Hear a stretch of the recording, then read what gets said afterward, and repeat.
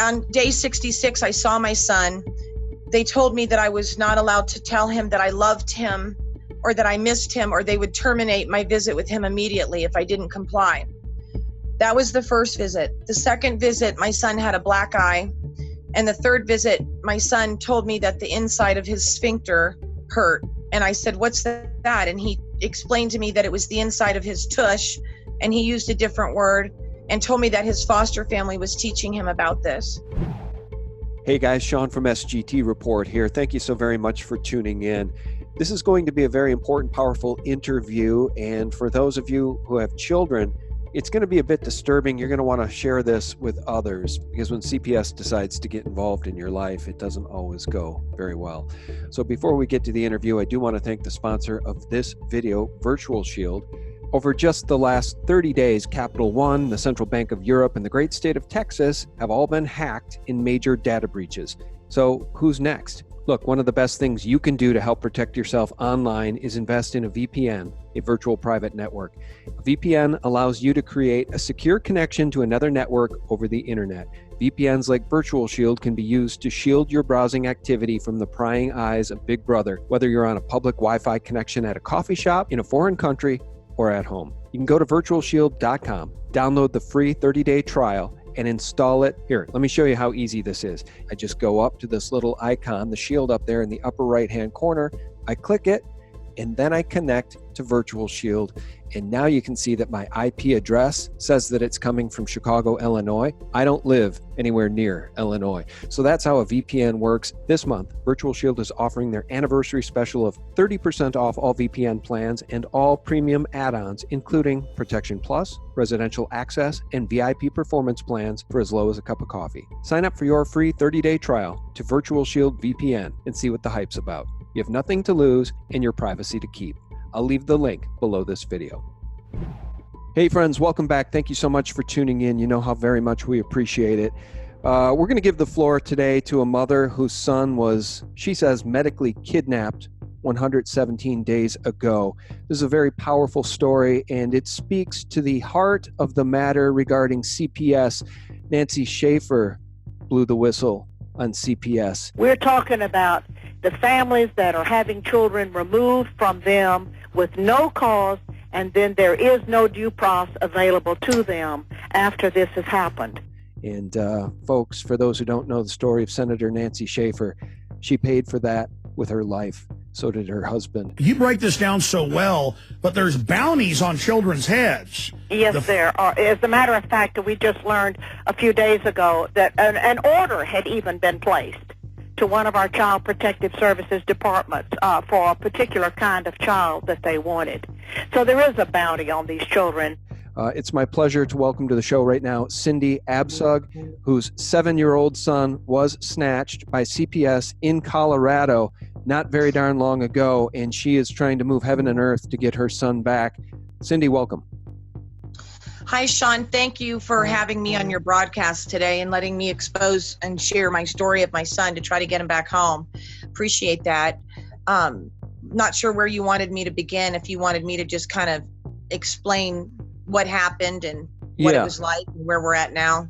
Yeah, let's just begin at the beginning, because, you know, this could happen to pretty much anyone. CPS has quite a bit of power in states around the union, and perhaps too much power, and that might be the understatement of the year. First, I agree with you. Let's set the stage. You have a son and a daughter, correct? Right. I'm a single mother of 4 children. I have 2 older boys. My oldest is 26. He's in Fort Lauderdale. He graduated from FSU. He's a general contractor, and he's just started engineering school. He stayed back in Florida, where we came to Colorado from. We transferred out here. I have a 22-year-old who graduated from Washington and Lee, and he's now going for his doctorate at Duke. I have a 15-year-old daughter who is here with me in Colorado. She's a sophomore in high school. And then I have my 7-year-old son, Michael, who is has some health conditions. And just to let you know, about a year and a half ago, my son Michael's pediatrician from birth decided to transfer him, decided that it would be in his best interest to transfer him out here to Colorado to the Children's Colorado Hospital, the Anschutz Hospital, where they could possibly find an underlying reason for his seizures. So I left a good paying job, came out here, enrolled him into the kindergarten and got him registered into the hospital to get a workup done, and enrolled my daughter into the school out here as well, and ended up having to become a certified nurse's assistant, which is not my background, making, a quarter of what I was making. So, but I would do anything for my son, just to let you know. Most parents, I think, would. That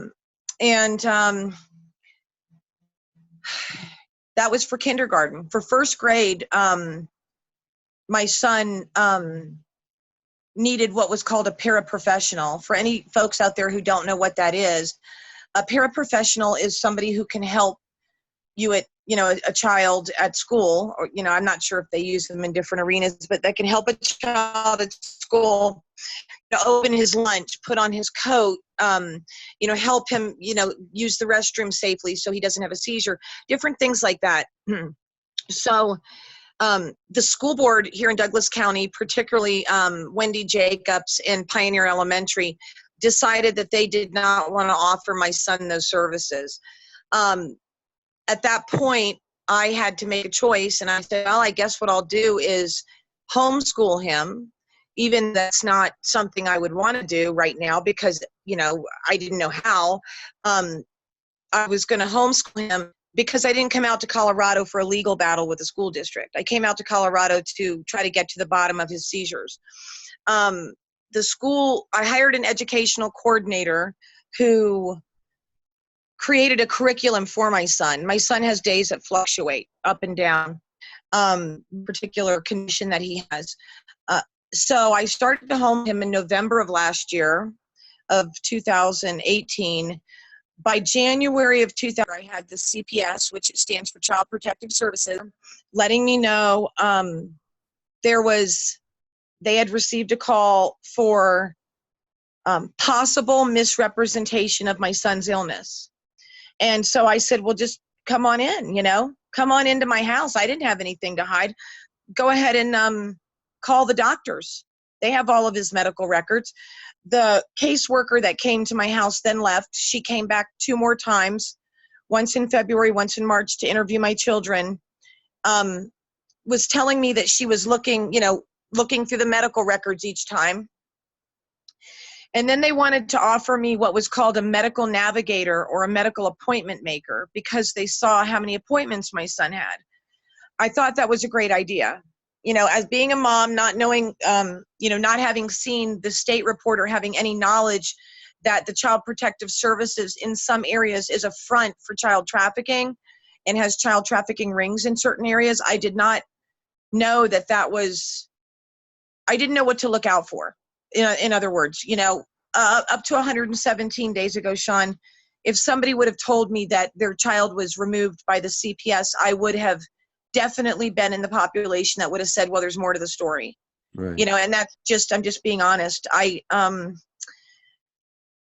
They wanted to give me this appointment maker. Let me get something for my throat here. And let me just say, shout out to Jim White over at Northwest Liberty News. I think you've been on with Jim White telling your story several times. Is that correct?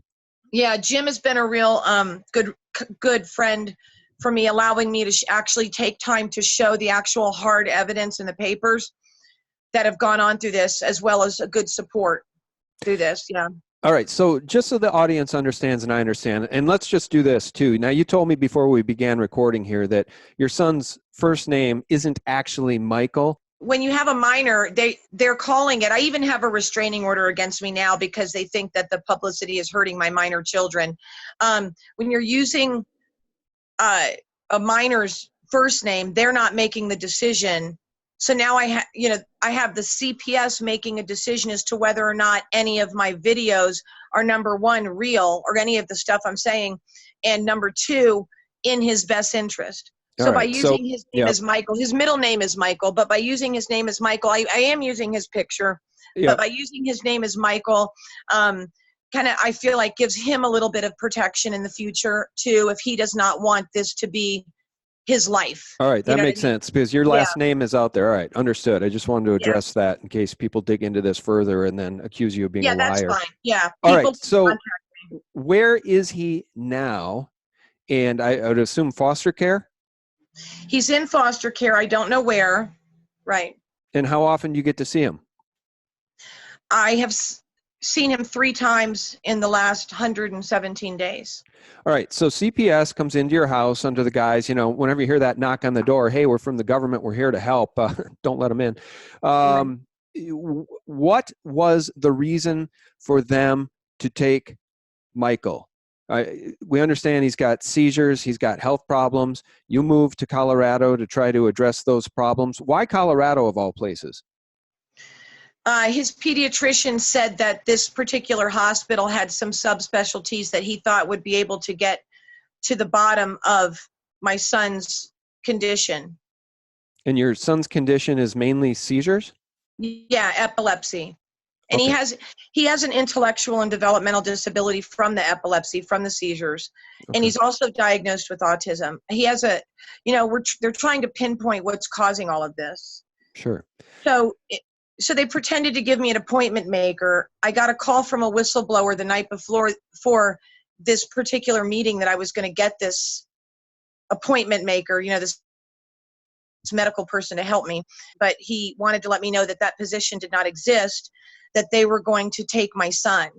And that was my first experience with any kind of red pilling or any kind of knowing that this was not a legitimate thing, and I said, well, I thought that guy was nuts. And then I went down there and asked them to put it in writing, and they wouldn't. And then they told me I had to come down to the courthouse to deny the appointment maker, the medical navigator. I go down to the courthouse and it's a full-blown hearing, and they take my son. And to answer your question, the reason was possible misrepresentation of medical condition. So what is that, like Munchausen by proxy? Is that what they're accusing you of? That's what they ended up pushing towards. But the original emergency, life or death, you have to have a life or death emergency to take a child without a warrant. And generally you don't take a child for an emergency and wait from January till May, because they seized him on May 17th, but they started this in January. So if my son was really in life or death harm, he probably would have been taken prior to 4.5 months later. If it was a true, if he was bleeding out or, really abused, and then they left my daughter at home with me, so that's the Munchausen syndrome by proxy on another or fictitious disorder is what they're accusing me of now. And yet you have the medical records going back presumably many years here, maybe his entire lifetime, showing that he actually has epilepsy, seizures, and that what does your doctor say about all this? How does the doctor not intervene? The doctor, the head neurologist at Children's who was seeing him, emailed me after they took him, and she said she tried to tell them not to take him, but they told her that her input didn't matter. All right. So for those who have never been through this experience, like me, I don't understand how something like this can happen. I don't understand how CPS can have this kind of power. What is your recourse? What are you doing to try to get your son back? And why did they place a restraining order against you? I'll make it as quick as possible. After they seized my son illegally, we filed a writ of habeas corpus for illegal detainment. My son did not see anybody from our family for 66 days or have any contact. They took him somewhere. On day 66, I saw my son. They told me that I was not allowed to tell him that I loved him or that I missed him, or they would terminate my visit with him immediately if I didn't comply. That was the first visit. The second visit, my son had a black eye. And the third visit, my son told me that the inside of his sphincter hurt. And I said, what's that? And he explained to me that it was the inside of his tush, and he used a different word and told me that his foster family was teaching him about this. When I asked the supervisor of the visit to report this, that's when they filed the restraining order on me and told me that I was subtly coaching my son, and then that I was subtly coaching him, that I shouldn't be concerned with him complaining about the inside of his tush hurting. All right, so let me just be real clear here for the audience. I'm having Cyndie on merely because I'm taking a leap of faith. As a father of children myself, obviously I'd be devastated if I was going through this, and I would want to have a platform publicly to try to get my story out and to try to get my son back. James White over there at Northwest Liberty News speaks highly of you. He certainly believes your story. What can people do to try to help you apply some sort of pressure on CPS in Colorado to get some answers, to find out where your son is, to make sure that he's safe, and to potentially, eventually, hopefully get him back into your care? Well, what I want to say is I want to make it really clear to anybody who has any questions. It's really not about believing me. It's about believing the evidence. And I've got quite a bit of investigative journalists that have gone through all of my evidence. And the evidence speaks for itself. So that's why I've been able to be expose my son's story on all these shows, because I do have the evidence that they did steal my son and that they are, that this is a very wrong situation. So I appreciate you taking that leap of faith. The email that people can reach me at is bringmichaelhome1111@gmail.com. My Twitter handle is the @GCR Marketing, G as in God, C as in Cyndie, R Marketing. I have a GoFundMe for financial help for lawyers' fees and legal things to file. I was wondering if you could play that video so people could see who my son is. And I just want to let your audience know, Sean, this really could happen to anybody. I'm getting a lot of outreach from parents all over the world regarding this situation that has happened to them.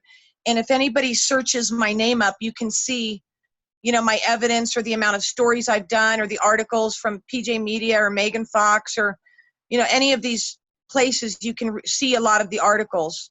So if anybody's interested in looking into this or helping out, I could sure use it. All right, we'll play this video. It's on Twitter here from your Twitter account, and this is you interacting with your son. Yeah. It's hard to say. It's leap day. Yeah, that's it. And what's your favorite color? I really have a favorite color. You don't? Not really. What's your favorite animal? I don't have a favorite animal.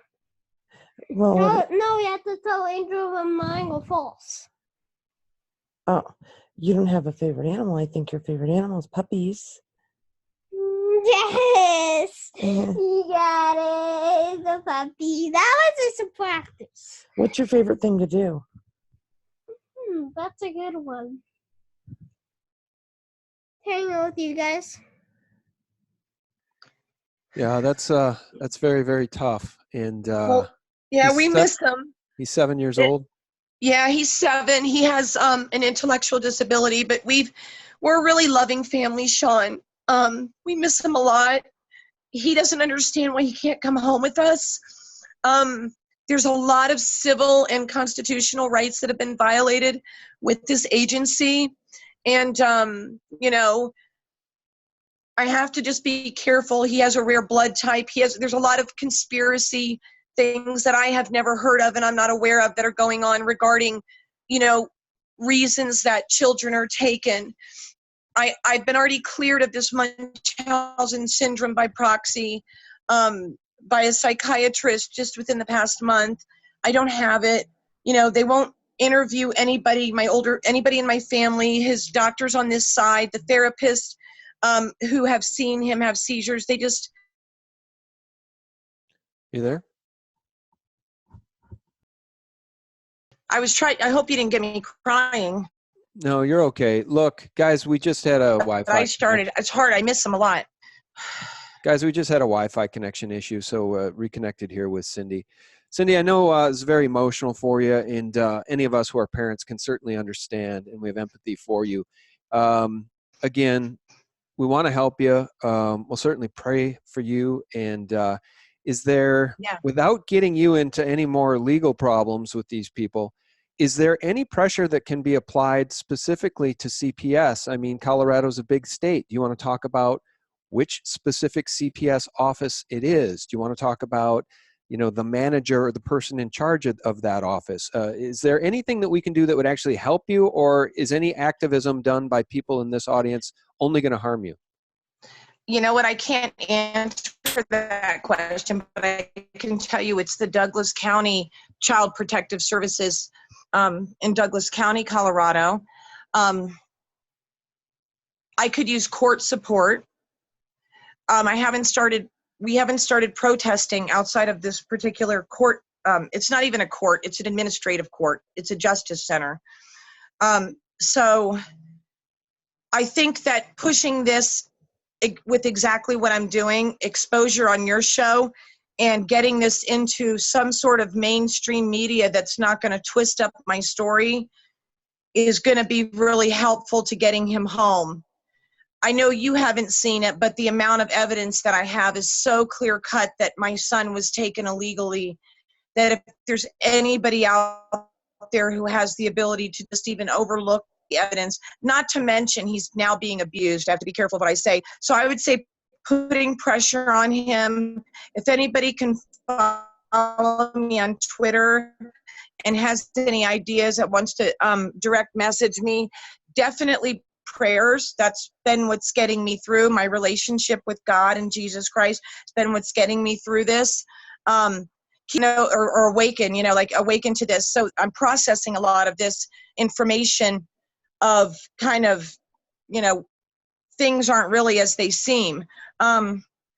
We have an emotional support group for parents. There's that many of them who have had their children illegally seized by CPS. Most of the parents, Sean, don't get their children back.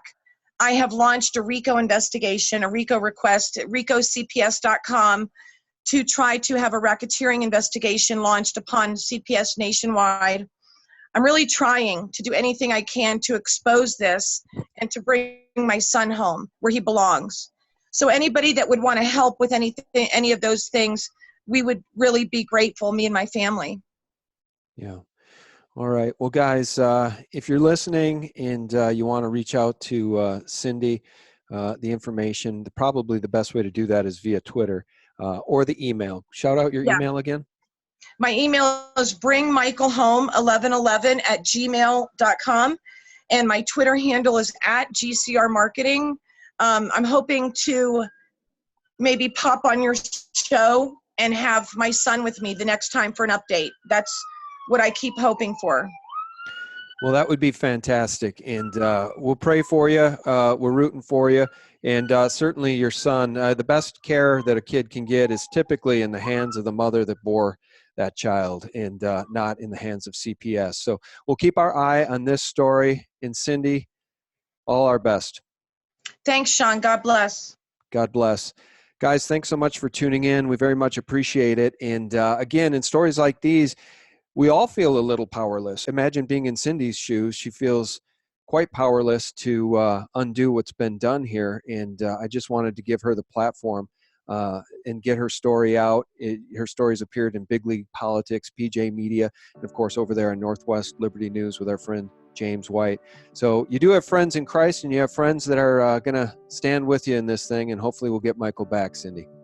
Thanks so much, Sean. I hope you guys have a great day, and I look forward to all of the people who have helped me in this journey to meeting him. He's a special little guy.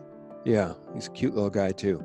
All right, guys, thank you so much for tuning in. We very much appreciate your support. And of course, for real news 24/7, the antidote to corporate propaganda and Mockingbird mainstream media horror lies, you can visit us at sgtreport.com.